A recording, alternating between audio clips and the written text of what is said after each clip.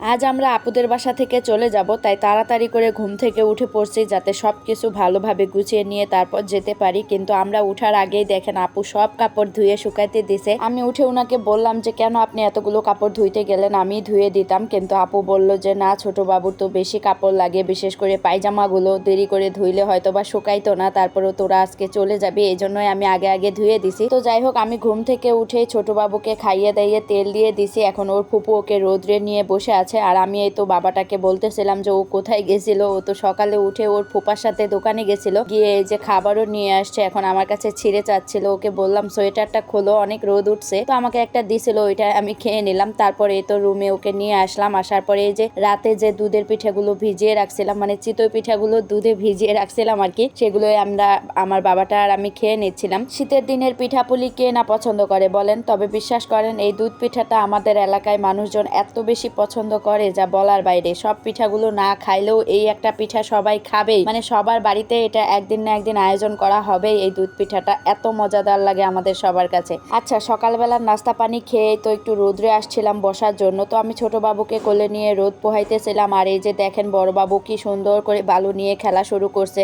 তো আবার আমি ধরতে গেছি, ওই দিক দিছে দৌড়। আর আমি এখন এই যে কাপড়গুলো দেখতেছিলাম যে শুকাইছে কিনা, কত দূর শুকাইলো, কারণ এগুলো শুকানোর অপেক্ষায় আমরা আছি। এগুলো শুকানো শেষ হইলেই আমরা খাওয়া দাওয়া করে রওনা দেব। ওই যে দেখেন ওর কাণ্ড, ওর দৌড় দিয়ে আবারও এই যে এখানে বালুর মাঠে চলে আসছে। এখানে অনেকগুলো বালু রাখা ছিল, এই বালুগুলোতে ও খেলতেছিল। আমি যখন ওকে বললাম যে চলো বাসায় যাবা না, রেডি হইতে হবে, তুমি বালু নাড়লে কিন্তু তোমাকে গোসল করিয়ে দিব, এমনি ঠান্ডা লাগছে না। ও তখন আমাকে বললো দাঁড়াও মা, আর 5 মিনিট খেলা করে আমি বাসায় চলে যাচ্ছি। তারপরে এই যে দেখেন আবার এই যে পেয়ারা মাখার দোকান আসছে, এটা নেওয়ার জন্যই কত বায়না করতেছিল। খেলা থেকে দৌড়ে চলে আসছে, আসে বলতেছে আমাকে পেয়ারা মাখা নিয়ে দাও। তো আমরা সবাই রোদ্রে বসে বসে অনেক রকম গল্প করতেছিলাম। আর এর মধ্যে যখন পেয়ারা মাখা দোকান আসলো তখন সবাই মিলে খাইলাম। খাওয়া দাওয়ার পরে তো আবারও রুমে চলে আসলাম। আপু আমাদেরকে কিছু বেঁধে দিচ্ছিল। এখানে অল্প পরিমাণ গুড় ছিল, আর এগুলো হচ্ছে কাউনের পায়েস আমি পছন্দ করি, তাই অল্প পরিমাণ কাউন দিছে। আর এই যে এখানে চালের গুঁড়ো ছিল, এগুলো দিয়ে পিঠা বানিয়ে খাইতে বলছে।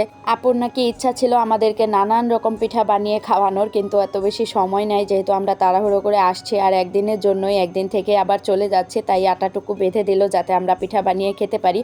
এই তো এখন আমরা চলে যাচ্ছিলাম। আর এই যে দেখেন বাবাটা কত পরিমাণ রোদ উঠছে, তাও এই জ্যাকেটটা পরার বায়না করতেছিল, বলতেছিল অটোতে আমাকে অনেক ঠান্ডা লাগবে, তুমি আমাকে জ্যাকেটটা পরিয়ে দাও। অনেক বেশি বায়না করতেছিল, তাই তো বাড়ির বাইরে বের হয়েও ওকে সোয়েটারটা বের করে পরাই দিতে হইলো, না হলে তো সারা রাস্তা বায়না করতে করতেই যাইতো। আচ্ছা, এই তো এখন আমরা বিদায় নিচ্ছিলাম। আর ওর ফুপু দেখেন ছোট বাবুকে আদর করে দিচ্ছিল, আর অনেকবার বলতেছিল যে আমাকে মায়া লাগাইতে আসে, আবার মায়া কাটাই চলে যায়। তো আচ্ছা, ওই যে আমার ভাইয়া আসছিল আমাদেরকে নিতে। তো আজকের মতো আপুদের বাসা থেকে বিদায় নিচ্ছি, তার সাথে সাথে এই ভিডিওটা এখানেই শেষ করছি। সবাই ভালো থাকবেন, আসসালামু আলাইকুম।